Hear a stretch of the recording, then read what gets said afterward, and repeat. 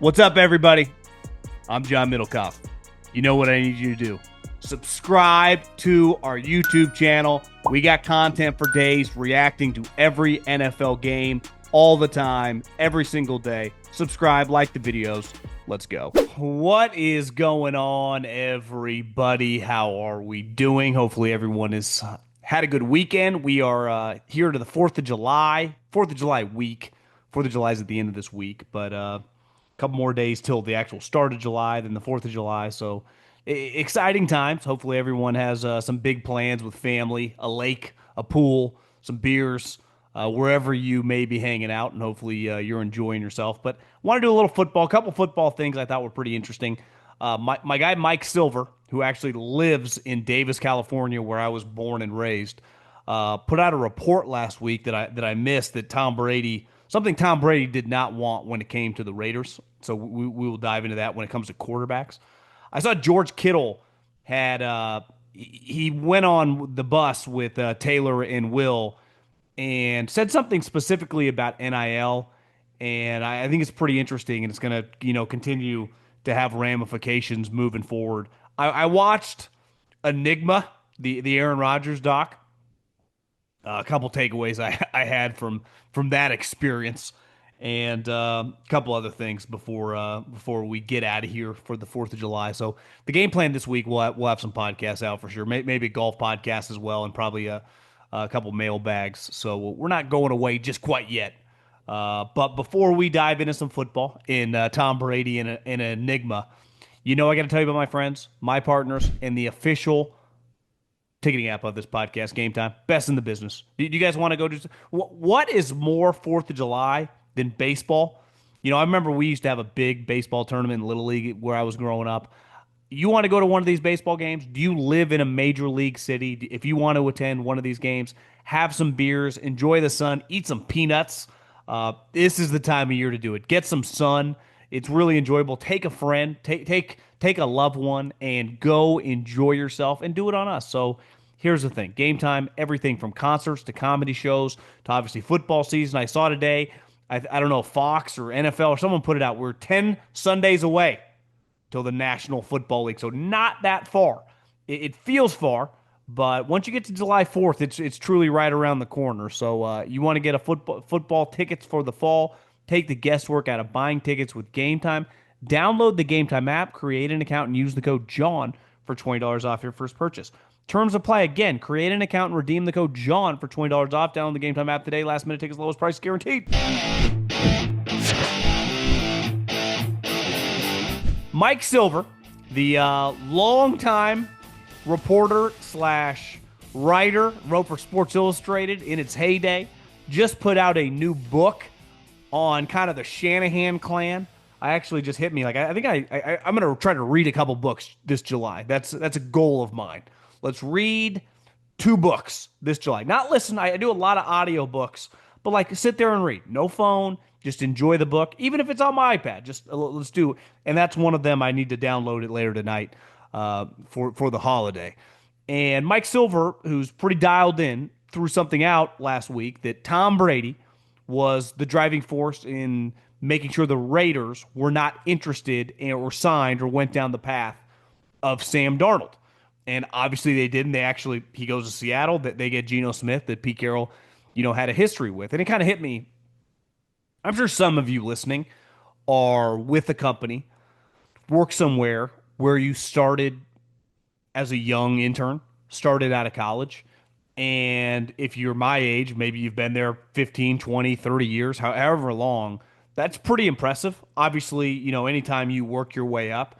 But usually when you enter a company at 22, 23, 24 years old, if you're young, they kind of look at you a little differently. It's like sometimes I think that my parents' friends that, as you get older, you saw me in junior high and high school doing the dumbest shit.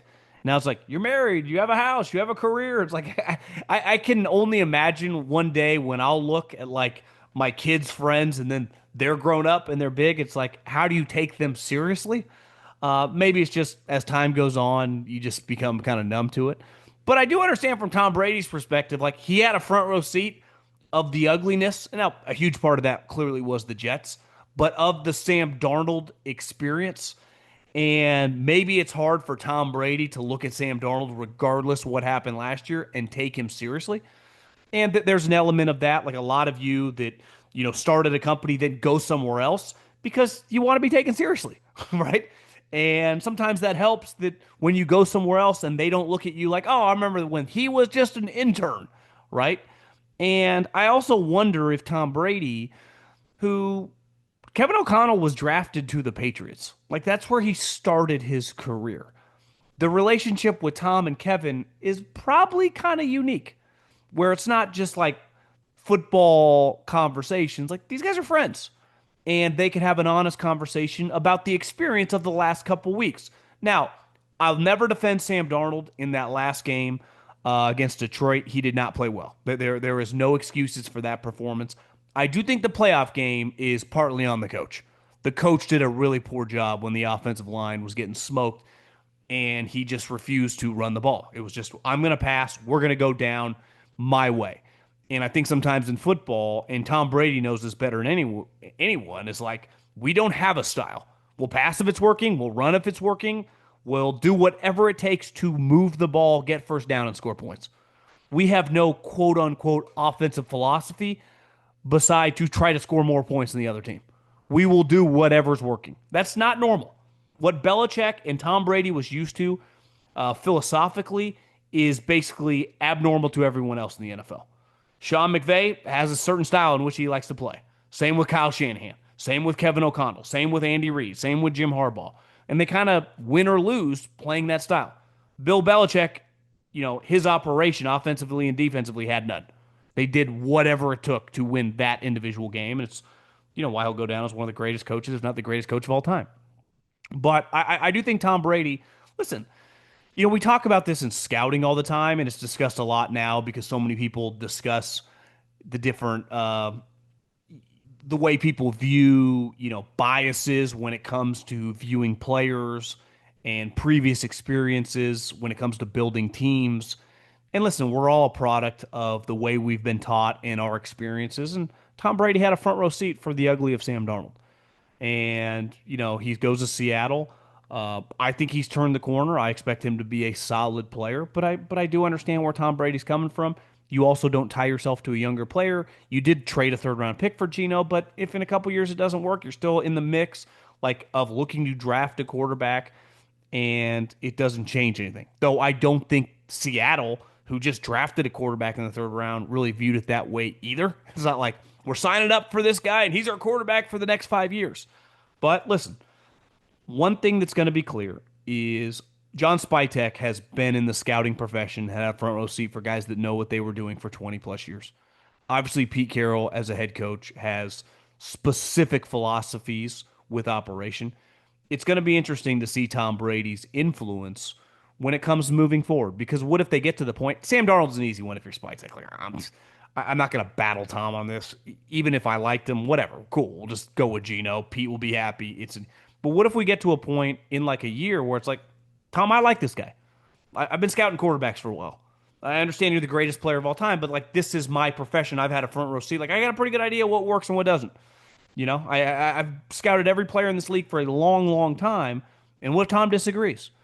And it's going to be fascinating to watch how that plays out over time. Because listen, Geno, if you're John Spytek this year, to me, the number one goal of your scouting department is we are all in on looking at all these quarterbacks. We're evaluating every single guy that's going to get drafted, let alone all the guys that are going to be top, 100 prospects. All my scouts are going to see them in person. If I'm Spytek, I would like to find ways to see a handful of them in person over the course of the year. So they're going to be scouting quarterbacks very, very heavily. Is Tom?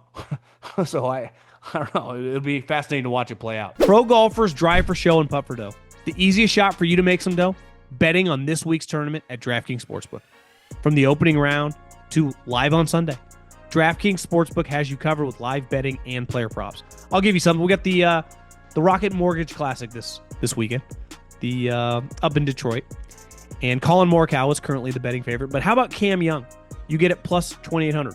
That's bet $100 to win 2,800, and you can also get him 5-1 to top 5, plus 260 to top 10. The other thing that's great about golf, you can bet on guys to top 10 to top 20. Don't even need them to win the tournament. So if you want to get in on the action, I highly recommend it. And here's something for our first timers. New DraftKings customers can bet $5 to win 150 in bonus bets instantly.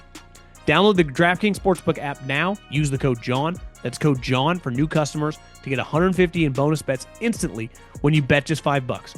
Only on DraftKings. The crown is yours. George Kittle had a comment on the bus that I thought was pretty interesting. And like most teams, and you see this during Hard Knocks, right? When a rookie's introducing himself, and most teams have certain requirements, what your school is, where you're from, what your signing bonus is. And Kittle said that the 49ers, when rookies during OTAs introduced themselves to the team, they added what you made during NIL. And he said it was the most eye-opening experience he's ever had because he'd get a guy that's an undrafted free agent that would like come up. My signing bonus is $30,000.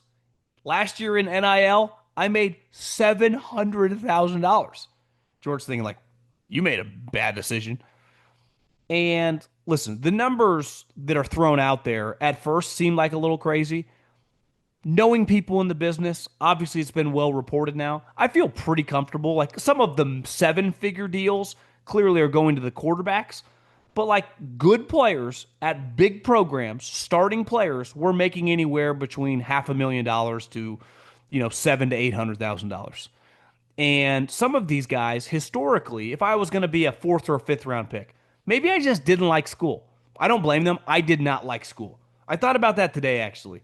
How could someone who hated school as much as me somehow have multiple degrees from a higher institution of learning? Like, it's pretty crazy. Now, I cheated in high school. I hated school because it was just so boring to me. Looking back, there were some classes in college that would probably somewhat interest me now, but I just remember sitting in class and thinking, what a waste of time this all is. Like, this is so how is any of this gonna help me? Like I remember taking chemistry in college. I'm like, what the fuck is this gonna do for me in 5 years in the real world? And the answer was absolutely nothing, but I had to take it. The point is, a lot of athletes think like that. Don't blame them. Because if you're starting for the University of Texas, for the University of Alabama, for the University of Ohio State, Oregon, whatever, a top 30, 40 program, how could you not think I'm going to be in the NFL? Don't blame them at all. And most of them are at least going to get a shot, right? If you're a starter, several-year starter, Division I college, especially the top programs, probably at worst going to be an undrafted free agent and just get an opportunity in a training camp. Even if you get washed out pretty quick, you're going to get your shot. And a lot of guys would be like, listen, I'm not going to be a first-round pick, but I got a year of eligibility left, but I despise school. I'm leaving. Nowadays, I've talked to more and more people which is crazy to me. Now, granted, I graduated college in '08. I mean, the internet was big then, but nowhere near what it is now. A lot of these kids don't even go to actual classes. They take online classes. A ton of athletes never enter the actual classroom of a college. I saw, was it Con Knipple, the Duke player that was just drafted, I think, fourth overall in the NBA draft, said one reason that he chose Duke, I think it was Con Knipple, it could have been someone else, but I was pretty sure talking about Duke, like the kids actually went to class. You would actually interact, where all these other programs, one of their recruiting pitches was like, hey, come here for a year or two.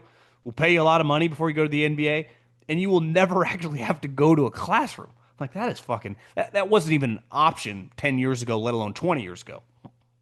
And I do think that more and more, and this is where the draft was viewed as pretty bad the last couple of years after the first couple rounds, especially last year, people were like, after the fourth round, this thing doesn't feel as deep. Why would any guy on the fence not go back to school? It's like, even if I hate classes, I don't actually have to go to one. And let's face it, you think I'm the guy actually logging into the classroom? Of course not. And I'm making $600,000, $700,000, $800,000. Do you know how much money that is, just in general? Let alone being and listen, I'm pro these guys making coin. I've said this to countless people. I mean, it's one thing like Cooper Flagg. And reports are all over the place. I saw something that he might have made $28 million his first year, or just his 9 months at Duke. If that is true, like I can't even imagine going from. He didn't necessarily go from nothing because the companies were already trying to buy him. But even if he's on retainer for hundreds of thousands of dollars, going from that to $28 million, again, is that true? Let's not even use him. He's a bad example. Let's just use a starting quarterback. Some guy in college like Cam Ward who was making decent money, and then all of a sudden Miami gives him $2 or $3 million. Like, what could you possibly do with that money? You're 23. You're going to practice, eating, hanging out with your teammates the whole time. Like, I don't even know. I can't even fathom having that much there. But I do know this. More and more, as these kids see these examples of these guys that get drafted either in the mid rounds or don't get drafted, and basically their career might be over in a year and only get 50,000, 75,000, 30,000 signing bonus. It's like I could have just come back for one more year of $750,000.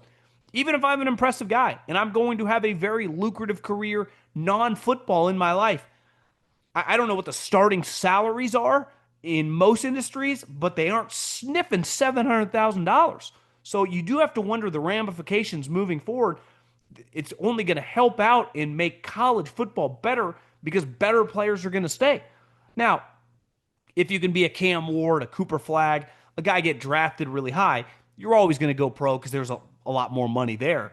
But some of these guys that aren't going to go, and there just are question marks, like you're not guaranteed anything, it makes no sense for you not to go back to school. Are you interested in investing in Bitcoin and not sure how to get started? Well, with the Gemini credit card, a card that I've been using now for a couple months, you can dip your toes into the Bitcoin world without even trying. You just spend like you normally do. I go to the gas station, I use it. I go to the grocery store, I use it. I take my wife out, I use it. And I instantly earn up to 4% back in Bitcoin or one of the over 50 other cryptos straight to your account you can choose. There's no annual fee. And the Gemini credit card is a no-brainer. I love it. I use it all the time. And right now, you can grab a $200 Bitcoin intro bonus. So just go to Gemini.com/John to learn more and start earning today. Terms apply. Again, you go to Gemini.com/John and start building your Bitcoin stash now. Terms apply. The Gemini credit card is issued by WebBank, and in order to qualify for the intro $200 crypto bonus, your application must be approved by June 30th, 2025, and spend $3,000 in your first 90 days. Terms apply. Some exclusions apply to instant rewards, in which rewards are deposited when the transaction posts. This content is not investment advice, and trading crypto involves risk. For more details on rates, fees, and other Gemini credit card terms, see rates and fees. Go to Gemini.com/John to learn more and start earning today. I'm not proud to say this, but Friday afternoon, we were just kind of hanging out at the house, and Maria and I was like, you know what? Let's throw on the Aaron Rodgers documentary. Now, granted, it was, Netflix. It wasn't like I had been thinking about it. It had kind of popped up on the Netflix when we were looking around, right around probably, I think we had just had dinner. So it was early. We had an early dinner on Friday. It's like, let's just throw this on. See what it's all about. And I didn't make it through the whole thing. She, let's just say she was the driving force of like, yeah, let's watch something else after about halfway through episode 2. And I had two big takeaways from the documentary. One, somewhat of a troubled soul. And listen, there are elements to all of us that we all have issues. One thing I see a lot from my generation is like the trauma we all had. It's like, yeah, being a parent's hard. Most parents try their hardest. There's no handbook to do any of this. For the most part, like, you could find an example in most human beings if it's not like specific things, right? I'm just talking most people's childhood, like the trauma we had to endure of our parents. Like, oh my God. It's like, yeah, some people just kind of grow out of phases or can figure things out for like, yeah, holding on to this anger and this chip on my shoulder is something that's not going to be that healthy or be able to balance it. And there is a chip on Aaron Rodgers' shoulder that you feel. And listen, that only you know, just like only I know what it was like to grow up in my home, what it was like to grow up in his home. And obviously, if no like laws were broken or anything, it's like, yeah, it's like probably disagreed, probably agreed with some things your parents forced you to do as a kid. And to like still be harboring this energy toward like his childhood, you kind of feel it like watching him. Like there's just, it's like he's this troubled soul who really likes himself, some Aaron Rodgers. And it was like, Jesus, man. My takeaway watching this was like, I just have a hard time seeing Tom or Peyton kind of act like this. And a huge element of it is, part of this was shot. He's single, no family, no kids. Obviously, doesn't talk to his family. It just feels like he's kind of a lost soul with no family to lean on. And I do think as you age, right, as you get older, especially if you have the amount of disposable income which you have in Aaron Rodgers' situation, they have nothing to lean on. Like family, when you are someone that is famous as him, is potentially the only part of your circle that really can keep some humility in your life. Obviously, your parents, your brothers and sisters, your wife can say things to you critically that no one else is saying. And obviously, once you put children in that, you are living for someone else. There's a bigger purpose to your life.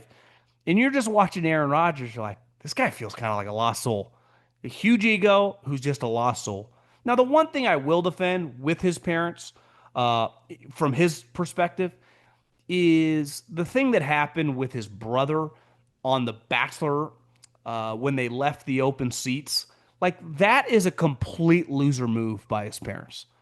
Even if you weren't happy with your child and you weren't speaking to your child, there would be a level of respect. You would think, I know I would never do this to my future children. My parents would never have done this to me. It's like, yeah, we're not doing this. Like, we can bring cameras into the house for my other son dating this girl, but to put those two seats, you knew exactly what you're doing. That's a loser fucking move.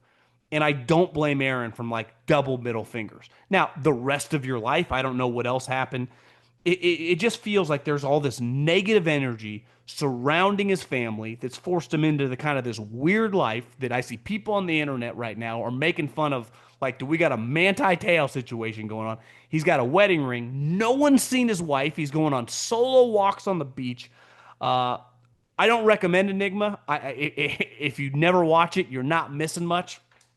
It's just kind of the football part's kind of cool. Like I enjoyed like Mike McCarthy's a big part of it. Some of his former coaches are a big part of it. But any part outside of football just feels a little weird.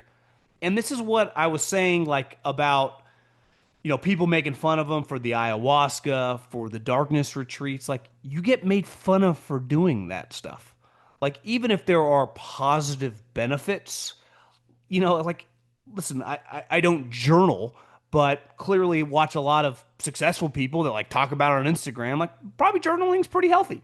If I went on a couple of my group chats that I'm on text messages with from friends from college or friends from the NFL and just started throwing out, like, here are my thoughts that I've journaled over the last week, and they made fun of me, I'd only have myself to blame.